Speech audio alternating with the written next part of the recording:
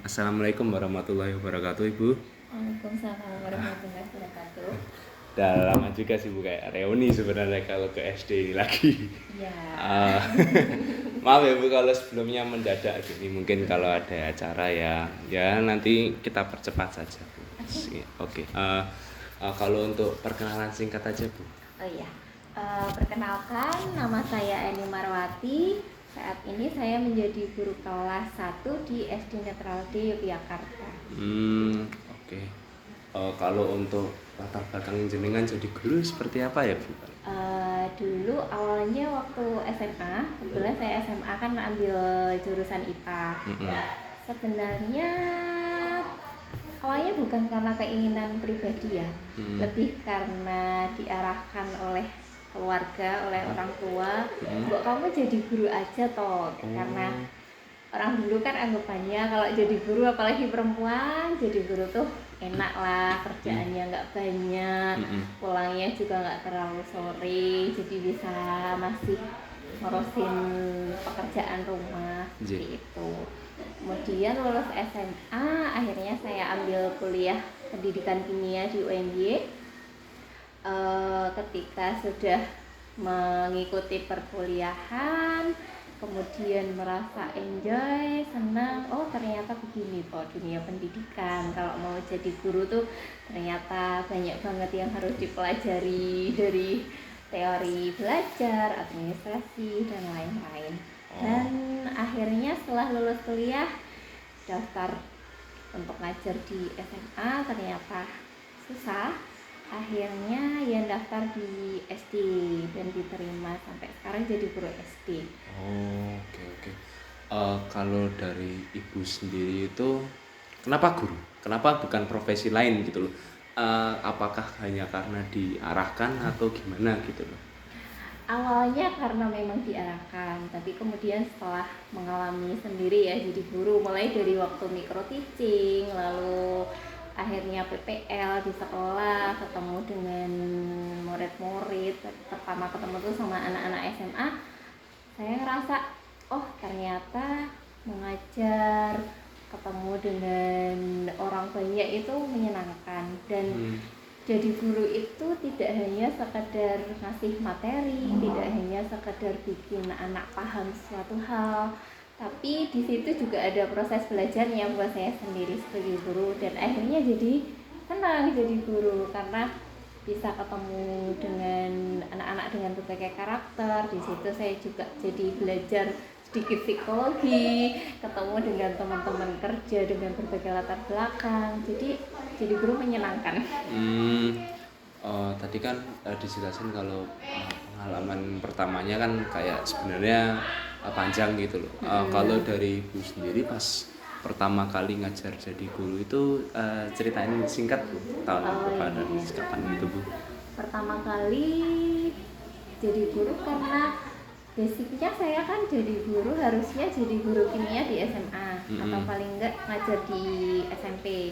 Kemudian pertama ngajar itu langsung dihadapkan sama anak-anak SD, jadi harus banyak perubahan yang harus saya lakukan, adaptasi dengan karena kondisi psikologi secara belajar anak-anak SD itu kan beda dengan anak-anak SMA. Jadi akhirnya ya belajar lagi. Jadi sebenarnya kan dari SMA ke SD itu kan ada perubahan besar gitu. Nah kalau dari Bu Eni sendiri itu ada nggak sih proses adaptasi gitu loh selama jadi guru itu? Kalau proses adaptasi mesti ada ya, banyak banget malah. Kayak sekarang nih yang baru-baru ini kan saya biasa ngajarnya tuh di kelas besar, kelas 5, kelas 6. Kemudian tahun ini akhirnya dapat di kelas 1. Nah tentunya untuk cara mengajar, metode, kemudian media pembelajaran dari yang kelas 6 dan kelas 1 itu kan berbeda. Jadi harus adaptasi dengan menyesuaikan ritme belajar anak-anak kelas 1. Kalau anak kelas 6 kan memang belajarnya lebih cepat karena targetnya buat ASPD, buat ujian nasional. Kalau anak-anak kelas 1 kan lebih ke baca tulis gitu. Jadi lebih santai belajarnya dan lebih banyak bermainnya, jadi harus banyak adaptasinya sih, terutama dalam cara mengajarnya. Ya. Jadi ada perubahan itu ya, kayak dinamika gitu ya waktu mengajar. Ini ya sebenarnya topik yang hangat sih sebenarnya kalau di kuliah, terutama kita tahu mungkin ada kurikulum merdeka kan sekarang, dan kita tahu sendiri kalau kurikulum merdeka itu kayak susah diadaptasi gitu loh. Nah dari dari semua kurikulum yang ibu pernah jalanin, bisa dikasih penjelasan singkat gitu loh, kurikulum mana yang menurut ibu cocok gitu? Oh ya, jadi selama saya ngajar dari 2009 itu sudah mengalami 3 kali perubahan kurikulum. Yang pertama KTSP, mulai jamnya kan pembelajarannya berupa mapel-mapel dipisah-pisah. Lalu kemudian kurikulum 2013 itu jadi tematik, lalu sekarang balik ke akhirnya ke kurikulum merdeka. Ini kan sebenarnya kalau dari 3 kurikulum itu dibandingkan, untuk pelaksanaannya lebih mudah yang kurikulum merdeka sebenarnya. Kalau sudah benar-benar paham kurikulum merdeka tuh kayak gimana, kayak dari ini kurikulum merdeka kan kita dibebasin, kamu mau ngajar dengan tema boleh, atau dengan pendekatan mapel juga boleh, jadi sesuai dengan kebutuhan aja. Jadi sebenarnya itu lebih fleksibel aja ya, gitu ya. Fleksibel. Oh, jadi kalau di SD ini udah kurikulum merdeka kan? Atau untuk kelas 1 dan 4 sudah. Kalau yang kelas lain masih 2013. Masih 2013. Jadi sebenarnya masih ada transisi ya di sini. Oke, ini kalau untuk kurikulum merdeka kan kita nggak bisa lepas tuh dari COVID gitu kan. Kalau menurutnya Bu Eni, waktu COVID itu ada masa-masa itu nggak sih Bu, kayak kenangan atau pengalaman gitu loh waktu COVID? Iya, pas COVID itu benar-benar berkesan sih ya. Jadi yang awalnya ngajar tatap muka kan kebanyakan pakai ceramah gitu, terus ngasih tugas langsung ke siswa. Tapi begitu masa COVID, anak-anak belajar online dari rumah, jadi yang awalnya tidak tahu apa itu Google Meet, Zoom, terus nggak tahu Google Form, itu akhirnya harus mau nggak mau harus belajar. Jadi banyak pengetahuan baru juga, banyak ilmu-ilmu baru juga yang saya dapat ketika COVID itu. Jadi nggak hanya anak-anak yang belajar, tapi gurunya juga ikutan belajar, terutama dalam metode mengajarnya. Itu sih pengalaman yang menariknya. Ada nggak satu pengalaman gitu dengan murid SD pas COVID itu yang berkesan gitu loh? Ada satu?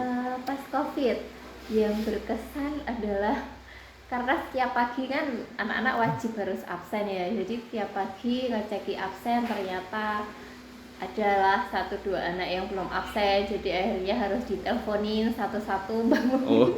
Ada yang bangunnya kesiangan karena di rumah, jadi mereka kan waktunya ini ya lebih fleksibel, beda kalau sekolah offline gitu dari jam 7 sampai siang. Kalau online itu kan mereka lebih santai, jadi itu sih sering bangunin anak pagi-pagi. Justru mohon maaf ya, guru itu malah yang ngambil inisiatif duluan gitu ya, daripada gitunya. Apalagi pas pernah waktu itu kelas 6 kan masa-masa tryout buat SPD. Jadi sambil mantau ini anak yang udah login berapa, anak yang belum berapa, yang belum login harus dioyak-oyak ya. Itu sih serunya. Serunya di situ ya. Oke, kalau dari masa COVID kan sebenarnya untuk masa COVID kan udah berakhir kan. Tapi pasti ada perubahan gitu loh selama 3 tahun itu seperti apa. Menurut Ibu, kalau generasi SD sekarang sebelum dan sesudah COVID itu ada sesuatu yang mencolok nggak Bu? Iya, terutama ini ya, selama COVID kan mereka jadi terbiasa pakai gadget ya.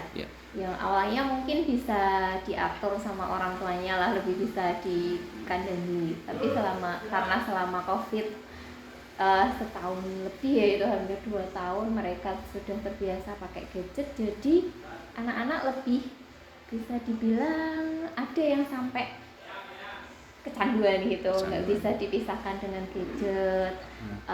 Terus mereka juga jadi lebih banyak yang kenal sama game online gitu-gitu sih. Tapi sisi positifnya mereka juga jadi melek IT ya, karena tahu ini, tahu Google Meet, tahu Zoom kayak gitu. Oh, jadi sebenarnya kayak mereka tahu lebih dini ya sebenarnya itu. Iya serba salah sih, tapi memang kita harus ngikutin perkembangan zaman kan. Zaman sekarang belajarnya nggak bisa kalau cuma dari buku aja. Oke, kalau dari apa? Sebenarnya kalau dipikir-pikir ya pengalaman jadi guru itu dinamik ya. Kalau dari ibunya sendiri itu ada suka duka nggak sih Bu selama jadi guru dari 2009 sampai 2023 ini? Iya, suka duka banyak ya. Dari yang awal ngajar, pertama kali ngajar, ketemu dengan wali murid, sampai pernah baru 2 minggu ngajar awal itu sampai nangis karena diprotes. Ini harusnya kalau PR langsung dinilai. Dukanya itu ya, kadang dulu awal-awal kan belum tahu gimana cara komunikasi yang baik sama wali murid, gimana berkomunikasi yang baik sama anak-anak. Kayak itu jadi pembelajaran juga salah satunya. Sukanya setiap tahun ketemu anak-anak baru.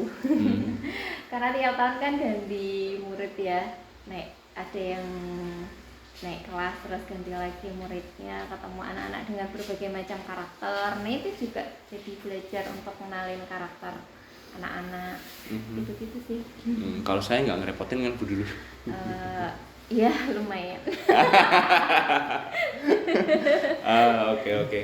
Kalau dari Ibu sendiri ada nggak sih pesan dan kesan untuk semua orang tentang profesi guru itu seperti apa gitu loh? Dan mungkin untuk calon-calon guru ke depan ada pesan-pesan yang ingin disampaikan Bu? Jadi guru itu bukan hanya sekedar mengajar, tapi kita juga mendidik anak-anak. Bagaimana mereka supaya punya adab yang baik, adab dulu baru ilmu gitu ya. Jadi mau sepintar apapun kalau nggak beradab sama aja gitu.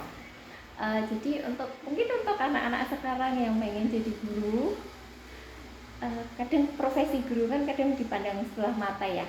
Profesi guru tuh gajinya seberapa sih?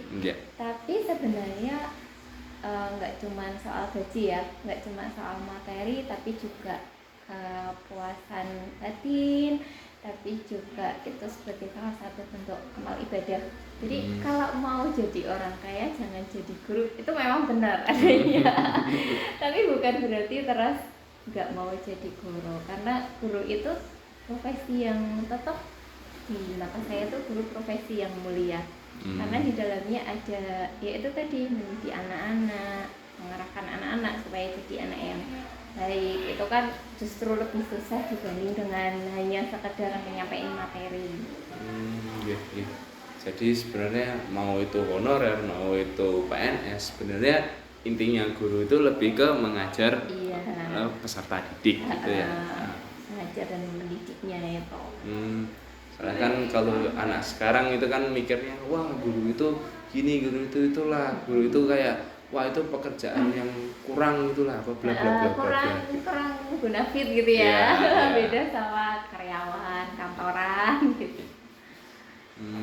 Oke. Pertanyaan terakhir nih sebagai closing statement.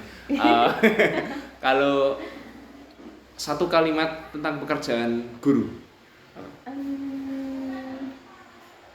Guru adalah seorang pembelajar. Jadi tidak pernah berhenti belajar, tidak hanya anak-anak yang belajar, tapi guru juga ikutan belajar. Jadi belajar itu tidak mengenal usia, belajar itu terus-menerus gitu ya. Oh baik. Terima kasih Bu untuk kesempatan interview pada siang hari ini. Mohon maaf kalau ada kalau misalnya mengganggu waktu Ibu atau apa gitu. Maaf juga kalau mungkin jawabannya ada yang kurang. Ya. Nggak apa-apa Bu. Makasih ya Bu. Iya, sama-sama. Bu boleh minta foto itu nggak Bu? Minta tolong siapa nggih? Matur suwun nggih Bu.